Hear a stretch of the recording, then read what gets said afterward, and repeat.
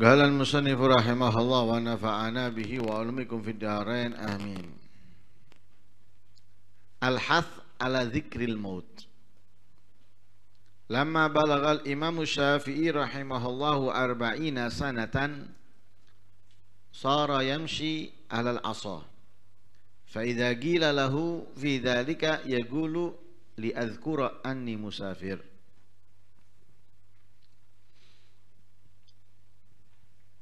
Di pertemuan yang lalu membahas tentang kematian,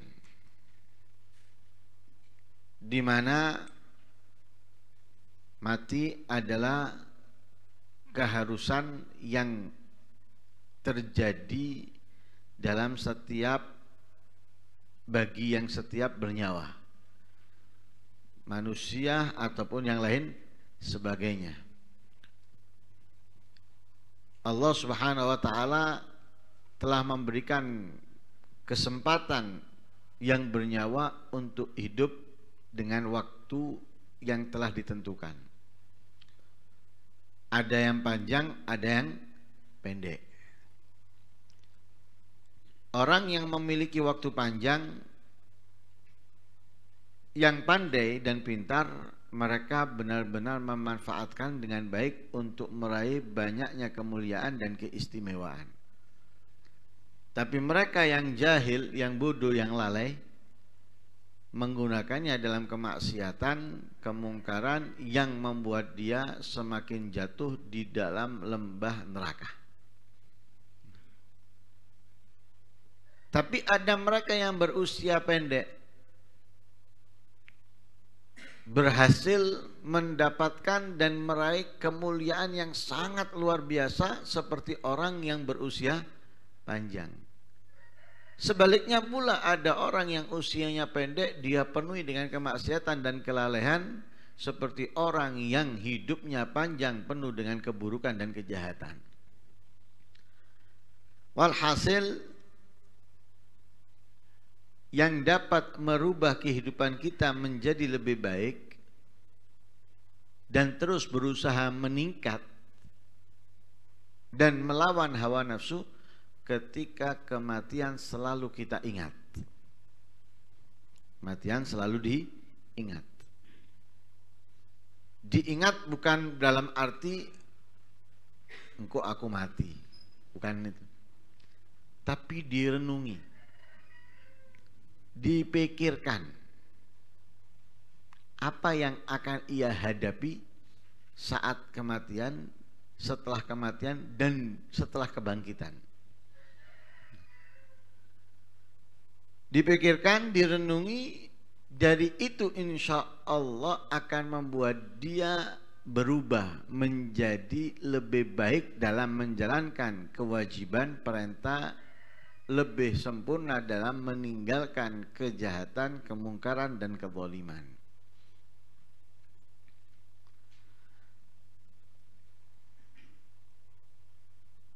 Imam Syafi'i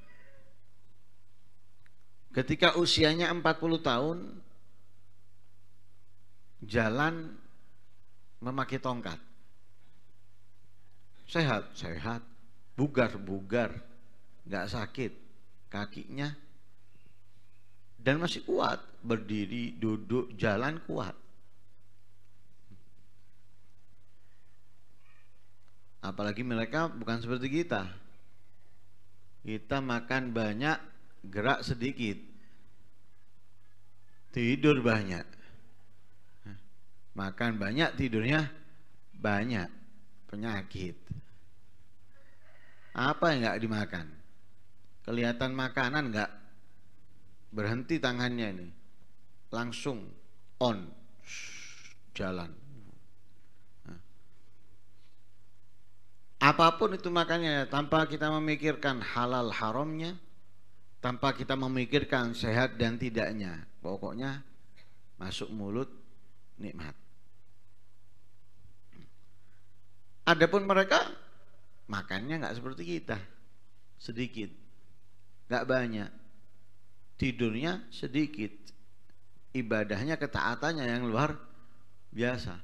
Sehat bugar Imam Syafi'i, tapi di usia 40 tahun pakai tongkat. bukan untuk gaya,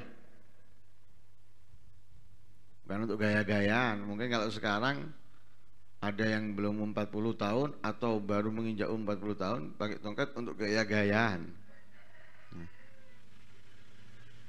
Ini bukan untuk gaya, pakai tongkat. Ditanya Imam Syafi'i, karena mungkin pada umumnya orang kalau masih sehat, masih bugar, nggak ada yang pakai tongkat. Kenapa harus pakai tongkat? Jalan normal kok, berdiri ya enak.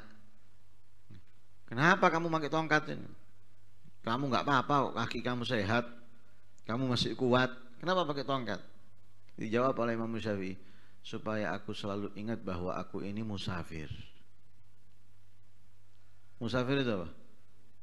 Orang yang bepergian. Kita hidup di atas dunia ini bepergian. Kemana? Ke kuburan.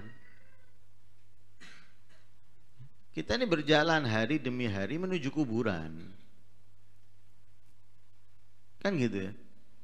Kita ini berjalan menghabiskan waktu menitan, jam atau hari, minggu, bulan ini untuk ke kuburan. Menuju kepada kematian. Berarti musafir kita. Berjalan menuju kepada kematian. Nah, Imam Syafi'i mengatakan supaya aku ingat bahwa aku ini akan mati. Disengaja pakai tongkat supaya selalu teringat kematian. Tidak lupa akan kematian. Apalagi di usia 40 tahun. Berarti kalau kasarannya itu waktunya sudah semakin berkurang. Nah, yang umurku sekarang 17 tahun, umurku sekarang 20 tahun. Bangga dia menginjak dewasa. Tambah dewasa berarti tambah dekat dengan kuburan. Tambah dewasa itu tambah dekat dengan kuburan. Kok seneng? Mestinya takut dengan melihat keadaan dia dalam beribadah ketaatan. Malesnya, kurang semangatnya, kurang sempurnanya, atau masih dipenuhi dengan kelalaian, kemaksiatan. Mestinya takut. Tambah dekat dengan kuburan, belum punya apa-apa. Ini enggak bangga, seneng menjadi dewasa. Apalagi kalau sudah punya KTP, kayak keren gitu. Nah, baru punya KTP kayak keren, punya SIM kayak keren. Nah, hati-hati, kematian semakin dekat bukan semakin jauh. Nah, karena itu para ulama itu seperti Imam Syafi'i selalu mengingatkan kepada dirinya akan kematian. Begitu juga Imam Rabi' bin Khaitham menggali kuburan di rumahnya. Gali kuburan di rumahnya. Setiap kali beliau merasakan adanya kekakuan, keangkuhan dalam hatinya, turun ke kuburan yang digali, berenung, berpikir dalam segala yang menyangkut keadaannya setelah mati dan apa yang akan ia jumpai, temui dan dia dapatkan di hari kiamat dalam keadaan-keadaan mengerikannya. Merasa bosan dalam ketaatan, merasa malas dalam ibadah, kok nggak ada asiknya, kok kemudian kelalaian menjadi asyik, kemaksiatan menjadi enak, langsung masuk ke kuburan yang digalinya, ke lubang yang digalinya masuk, mikir, berenung, perhatikan 1 kali 2 meter, dipikir amalku sedikit, ketaatanku sedikit, maksiatku, lalaiku banyak.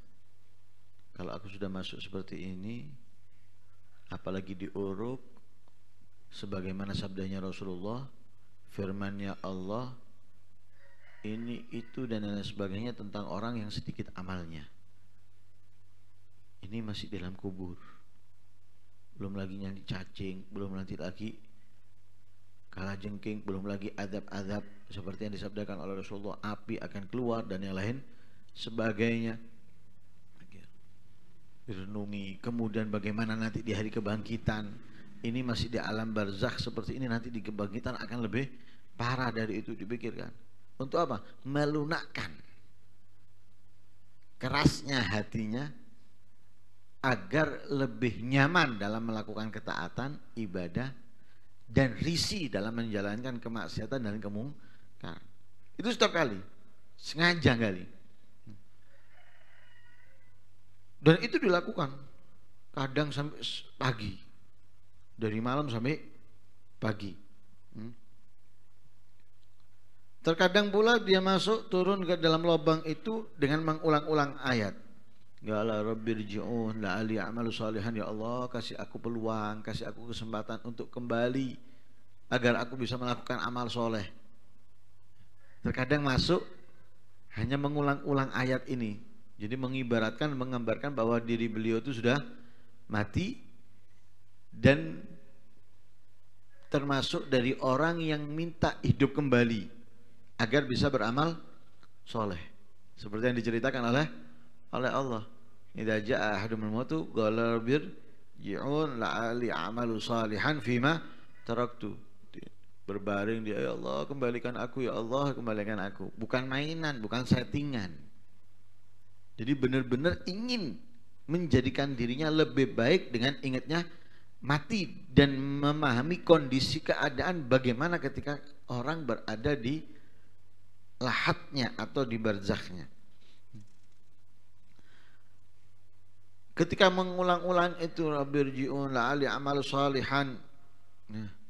Tsumma qala, setelah dia mengulang-ulangi dia berkata, ya Rabbi gadir taja'naka wa ha anta fid dunya fagum lis-shalah. Nah, Rabbi ngomong sendiri nih, ya Rabbi sebagaimana permintaanmu untuk kembali lagi, aku kembalikan kamu sekarang ke dunia. Bangun salat, laksanakan sholat. Akhirnya beliau bangun, berdiri, sholat, beribadah kepada Allah Subhanahu wa ta'ala. Nah, kalau kita mungkin seperti itu mikirnya, lah iya sempit dan yo panas mek ngono toh. Ngelihat orang mati aja kita nggak merenung sama sekali. Bagaimana keadaan kita nanti? Apalagi kita gali kuburan, paling kayak apa? Gali soro, susah gali 1 kali 2 meter, malah bungkuk sapa sing ngangkat? Nggak ada sing ngangkat, mati aku. Mikir, ini untuk kematian mikir peti mati. Mulai mati apa aku? Siapa sing ngero? Nah, mikir duluan. Kalau mereka enggak paham. Nah, sudah aku kasih kesempatan kamu kembali. Padahal Allah tidak memberikan kesempatan seperti itu kepada yang sudah mati. Ini cuma hanya menggugah semangatnya. Nah, aku sudah kasih kesempatan, ayo sholat. Wah, seperti orang yang dikasih kesempatan lagi ya, minta dikasih kesempatan. Lain enggak, sudah berhenti di sini kerja sama kita misalnya. Nah, wes berhenti, hari balik, wes tidak ada masalah. Tapi kalau dikasih kesempatan, mau nggak mau harus apa? Harus memperbaiki. Kenapa? Dikasih kesempatan. Karena dia membutuhkan, dia harus memperbaiki, mau nggak mau. Seperti itu Imam Rabi' bin Khaitham, dikasih kesempatan, balik, sholat, beribadah kepada Allah Subhanahu wa ta'ala. Karena itu Imamul Haddad, Al-Habib Abdullah Al-Haddad, beliau mengatakan, laisa dzikrul maut huwa an yaqulal insanu bilisanihi al-maut faqat. Fa inna dzalika galilul manfaati wa in katsura minhu. Mengingat kematian itu bukan hanya sekedar berkata dengan lisannya al-maut, mati, mati. Ya. Mari gini mati, nunggu giliran kita, habis gini kita meninggal misalnya. Bukan hanya itu. Itu walaupun terucap berulang kali, sering banyak, manfaatnya kecil. Manfaatnya sedikit. Terus bagaimana? Balla budda ma'adzalika min tafakkuril qalbi wastihdarihi inda dzikril maut bil lisan kaifa yakunu haluhu indal maut wa ahwalihi wa sakaratihi wa muayanati umuril akhirah wa ma alladhi yabqa min ajalihi wa bima yukhtam lahu. Akan tetapi supaya menyebut kematian, mengingat kematian itu memberikan banyak kemanfaatan, besarnya efek jera dalam melakukan kemaksiatan, merenungi dengan hati kita ketika mengingat kematian dengan lisan kita, bagaimana keadaan kita saat mati? Keadaan kita saat mati itu bagaimana? Diridhoi oleh Allah, dirahmati Allah, atau dimurkai, dibenci sama Allah. Jadi kita hidup ini sekarang mikir. Ketika ngelihat orang mati, lebih harus mikir. Kita hidup ini bakal mati. Matinya kita itu dalam keadaan apa? Itu yang harus kita pikirkan. Bukan kemudian kita hidup pokoknya engkau mati. Enggak, pikirkan kamu nanti mati mau dalam keadaan apa? Aku kepingin dalam keadaan senang. Kalau kamu dalam keadaan senang, senangnya itu gimana? Senang maksiat atau senang taat? Senang dengan ridhonya Allah, rahmatnya Allah, atau senang dengan murkanya Allah, azabnya Allah? Oh, senang dengan rahmatnya Allah. Berarti kemaksiatan yang kamu lakukan harus kamu jauhi, harus kamu hindari. Ketaatan yang kamu tinggalkan harus kamu lakukan. Itu pikirkan. Jadi ketika kita mengingat mati dengan lisan kita, pikirkan keadaan ketika kita mati. Saat mati. Dalam keadaan apa? Kemudian keadaan setelahnya. Ketika sakaratul maut. Kemudian ketika menghadap kepada urusan-urusan akhirat.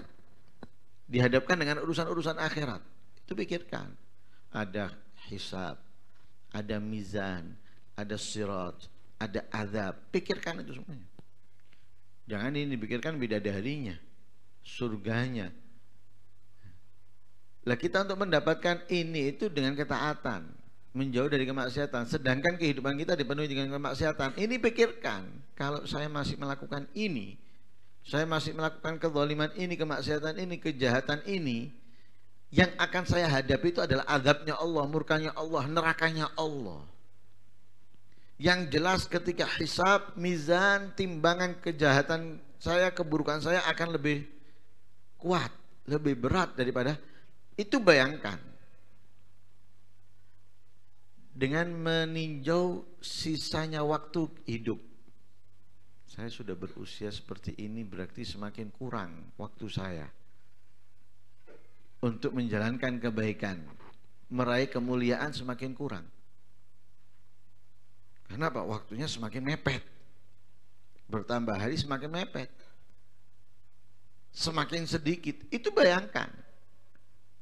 Wa bima yuktam lah. Nanti kalau sudah waktunya habis, ditutup usiaku ini dalam keadaan apa? Ditutup dengan usiaku dalam keadaan apa? Husnul khatimah atau su'ul khatimah. Setelah itu kaifa kana halu man madha min aqrani wa ashabi indal maut. Pikirkan pula keadaan orang-orang yang telah mendahului kita. Baik itu keluarga atau teman ketika mereka mati. Ada yang mati dalam keadaan su'ul khatimah, mabuk, dalam keadaan merampok, dalam keadaan berzina, dalam keadaan judi dan yang lain sebagainya. Itu pikirkan. Yang meninggal dalam keadaan sujud, yang meninggal dalam keadaan sholat, yang meninggal dalam keadaan mencari ilmu dan sebagainya. Pikirkan. Kemudian renungi, wa ila ayyi masirin saru. Sekarang mereka itu menjadi apa? Wa asbah dzalika minal afkar wal azkar an-nafi'ah lil galab wal mu'aththira fi. Dan semisal pemikiran-pemikiran ini atau renungan-renungan seni ini yang sangat bermanfaat untuk hati dan dapat mempengaruhinya untuk merubah. Karena itu Nabi sudah jelas mengatakan kafa bil mauti wa idho. Kematian itu adalah nasihat yang ampuh bagi orang yang benar-benar merenungi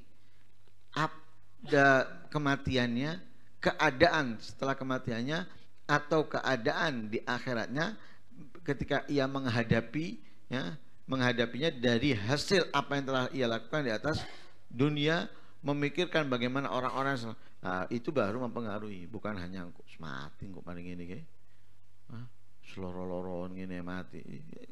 Matinya pasti tidak usah dipikir, no. Waktunya kamu mati. Tapi pikirkan bagaimana keadaan kamu nanti ketika mati, setelahnya kematian. ya, di barzakhnya, di akhiratnya. Itu dipikirkan. Itu yang perlu kita pikirkan untuk merubah kehidupan kita. Bukan makan, tidur, kerja, makan, tidur, kerja, makan, tidur, kerja. Mengikutnya nggak ada apa-apa. Mengikutnya nggak ada hasilnya apa-apa. Ikutnya dalam taklim nggak ada hasilnya apa hasilnya? Foto bareng dengan perempuan bukan mahramnya. Lu calon, calon. Masih bisa gagal. Bisa gagal, entah itu gagal karena mati atau gagal karena yang lain. Apa hasilnya terus? Apa hasilnya coba? Masih senang asik dengan kelalaian, kemaksiatan atau kelalaian yang mubah yang tidak bermanfaat sama sekali. Yang nggak bermanfaat sama sekali. Apa? Nggak ada. Itu yang perlu kita pikirkan. Bukan mikirkan matinya. Aku mati, aku lorong, aku mati aku. Karena sakitnya. Pikir mati. Percuma. Pikirkan kamu nanti ini mati dalam keadaan apa. Itu yang harus kamu kejar. Saya mau mati dalam keadaan husnul khatimah. Itu kejar. Saya mau di alam barzah senang, tidak digempit oleh kubur. Saya mau nanti di akhirat kumpul dengan orang-orang yang mulia di surganya Allah. Itu yang harus dikejar. Ya apa? Ya berarti mau nggak mau menjalankan ketaatan, memperbanyaknya, menjalankan dengan istiqomah, ya, dan menjauh menghindar dari kemaksiatan dan orang-orang yang melakukannya. Itu yang harus. Qala rajulun lil Fudhal bin Iyad rahimahullah taala, "Ausini." Faqala lahu, "Hal mata waliduk?" Qala na'am. Faqala qum anni fa inna man yahtaj ila man ya'idu ba'da mauti walidi la tanfa'u mau'izatun. Ada seseorang berkata kepada Imam Fudhal bin Iyad, "Ausini, wasiati aku, nasihati aku, ingatkan aku." Katanya Imam Fudhal bin Iyad kepada dia, "Hal mata waliduk?" Kedua orang tuamu sudah meninggal? Naam, iya. Gum anni. Katanya Imam Fudhal bin Iyad, pergi dariku. Ini minta nasihat setelah ditanya kedua orang tuanya meninggal, iya. Oh, pergi. Sana. Kalau bahasa kita diusir. Kenapa? Man yahtaj ila man ya'idu ba'da mauti walidi la tanfa'u mau'izah. Orang yang membutuhkan kepada orang yang menasihatinya setelah meninggal kedua orang tuanya itu enggak manfaat mau'izah. Ya, la tanfa'u mau'izah. Kenapa? Meninggalnya orang tuanya itu sudah menjadi renungan, nasihat untuk dia. Lah kalau meninggalnya kedua orang tuanya tidak bisa mengingatkan dia, tidak bisa menyadarkan dia, nggak akan manfaat mau'izah. Nasihat nggak manfaat. Apa manfaatnya? Nggak ada. Kenapa? Sudah gambaran orang tuanya itu menjadi nasihat untuk dia. Kehidupan orang tuanya setelah meninggal orang tuanya itu nasihat. Orang tuaku seperti ini, seperti ini. Apa faedah yang dia dapatkan? Orang tuaku seperti ini. Apa kerugian yang didapatkan dan lain sebagainya? Itu nasihat. Lah kalau datang setelah meninggal kedua orang tuanya minta nasihat, oh, tidak manfaat nasihat, percuma. Makanya kalau ada orang setelah meninggal kedua orang tuanya berubah, itu berarti mendapatkan nasihat dari meninggalnya orang tuanya, mendapatkan manfaatan dari melihat meninggalnya orang tuanya. Tapi kalau setelah meninggalnya orang tuanya nggak berubah, malah semakin jadi. Ini berarti orang yang nggak mendapatkan mau'izah nasihat sama sekali dengan meninggal kedua orang tuanya. Nggak mendapatkan pelajaran apapun dari meninggalnya kedua orang tuanya. Lah kalau seperti itu susah dinasihati, percuma. Banyak nggak kepakinya, banyak nganggurnya. Jadi tuas sing ngandani tapi nggak kegawi, nggak menyadarkannya. Karena itu katanya Imam Fudhal, "Gum anni, pergi dariku, sana." Karena itu mudah-mudahan Allah Subhanahu wa taala mencabut nyawa kita dalam keadaan husnul khatimah. Dan kita mau mengharap kepada Allah mudah-mudahan kuburan kita dijadikan oleh Allah raudhah, ya, min riyadil jannah, kebunan dari kebunan surga. Ya, tidak dijadikan, ya, lubang neraka atau lubang azab dari Allah Subhanahu wa taala. Amin, Allahumma amin.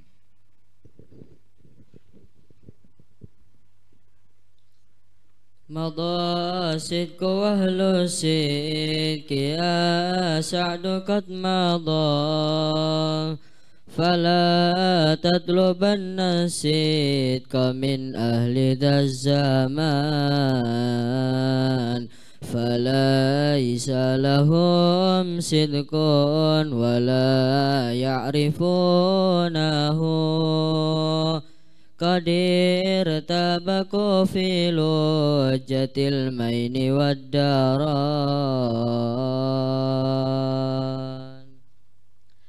تملكهم حب الحظوظ وشهوة نفوسي فقل يا ربي عافي من الفتان فأين أولو التقوى وأين أولو النهى وأين أولو الإيقان والعلم والفطان وأين الرجال المقتدى بفعلهم وأقوالهم يا سعد في السر والعلان أكلهم ماتوا أكلهم فانوا أم ستروا لما تعظمت المحان ولم يبق خير في الزمان وأهله وقد هاجروا القرآن والعلم والسنن فآه وآه كم بقلبي من أسى وكم لي وكم بي من قليل ومن شجان فآه وآه كم بقلبي من أسى وكم لي وكم بي من قليل ومن شجان إلى الله أشكو والنبي محمد وكل عليم بالديانة مؤتمن والحمد لله رب العالمين على سيد مخلوقات سيدنا محمد وعلى آله وصحبه وسلم عدد معلوماتك ومداد كلماتك كلما ذكرك وذكره ذاكرون وغفل ذكرك وذكر الغافلون اللهم صل أفضل صلاة على سيد مخلوقاتك سيدنا محمد وعلى آله وصحبه وسلم عدد معلوماتك ومداد كلماتك كلما ذكرك وذكر الذاكرون وغفل ذكرك وذكر الغافلون اللهم صل أفضل صلاة على سيد مخلوقاتك سيدنا محمد وعلى آله وصحبه وسلم عدد معلوماتك ومداد كلماتك كلما ذكرك وذكر الذاكرون وغفل عن ذكرك وذكر الغافلون ربنا انفعنا بما علمتنا رب علمنا الذي ينفعنا رب فقهنا وفقه أهلنا وقرابة لنا في ديننا مع أهل الكتر أنثى وذكر رب وفقنا ووفقهم لما ترتدي قولا وفعلا كرما وارزق الكل حلالا دائما وأخل أتقياء علماء نهضى بالخير ونكفى كل شر لنا كل شؤون وأكر بالرضا منك العيون واقضي عنا ربنا كل الديون قبل أن تأتينا رسل المنون واغفر واستر أنت أكرم من ستر وصلاة الله توسع المصطفى من إلى الحق دعانا والوفاء بكتاب فيه للناس شفاء وعلى الآل الكرام شرفاء وعلى صحب المصابيح الغرار اللهم اهدنا بهداك واجعلنا ممن يسارع في رضاك ولا تولنا وليا سواك سواك ولا تجعلنا ممن خالف أمرك وأوصاك حسبنا الله ونعم الوكيل ولا حول ولا قوة إلا بالله العلي العظيم اللهم صل وسلم على سيدنا محمد مفتاح باب رحمة الله عدد ما في علم الله صلاة وسلاما دائما بدوام ملك الله وعلى آله وصحبه اللهم اجعل في طاعتك فرحي وسروري وفي مرضاتك جميع أموري اللهم يا عالم بحالتي ومطلع على سرائري ونياتي اقضي جميع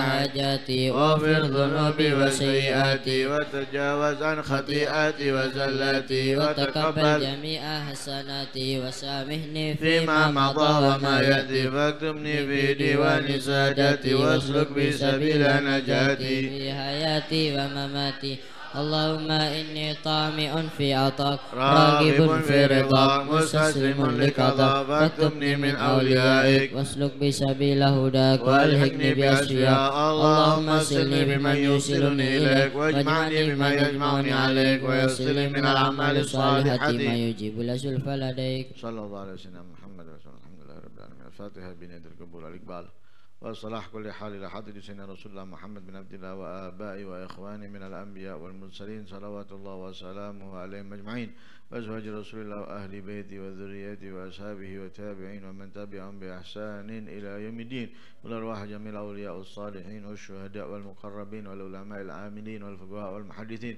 والمفسرين وأئمة المجتهدين ومقلديهم وجميع مصنف الكتب النافعة خصوصا وجد الإسلام أبي حامد محمد بن محمد الغزالي وأصولهم وفروعهم ومشايخهم المحبين وعلمة بهم ولا روح زين ماجد الله محمد نيزة وزين عبد الله بن أحمد وزين علوي بن عبد الله بن أحمد وزين الفقيه المقدم محمد بن علي بعلوي وزين الشيخ عبد الرحمن السقاف وابن سكران والأم المختار وإخوانهما والحبيب عبد الله إدريس وابن أبي بكر الأديني والإمام فقيه وجد الشيخ أبي بكر بن سالم وأخي أقل بن سالم والحبيب أحمد بن محمد الحبسي صاحب سيد عبد الرحمن محمد الجفري والعرشي والحبيب يوسف بن عابد الحسني والشيخ سلطان بن عباس بن عبد الرحمن عطاس والشيخ علي بن عبد الله بارك بن رشاد وغوث العباد والبلاد الحبيب عبد الله بن علوي بن محمد الحداد وأصولهم وفروعهم ومشايخهم المدادهم المتسمين ومحبهم المتلكين بهم ولا جعفر بن شيخنا السقاف والحبيب عبد القادر بن حسين السقاف والحبيب عبد القادر بن أحمد السقاف والحبيب عبد القادر بن قطبان السقاف والحبيب حسن بن أحمد بن هارون والحبيب عبد الله بن أبي بكر السقاف والحبيب بن محمد السقاف وأصولهم وفروعهم ومشايخهم المدادهم المنتسبين ومحبهم المتلكين بهم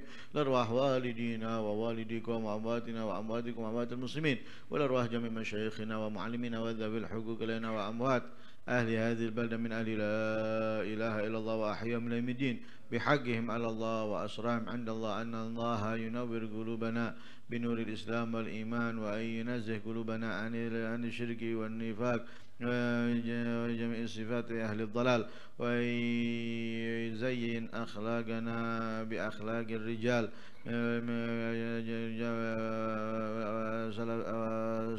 وسلفنا الصالحين ويرزقنا الاتباع والاهتداء والاقتداء بهديهم ونسير على سيرهم على هذه النية وعلى كنة صالحة وعلى من أوصل صلاة ولا حمر وعلى من شيخنا وما كذبنا وما طلبنا وإلى حضرة النبي محمد صلى الله عليه وسلم الفاتحة.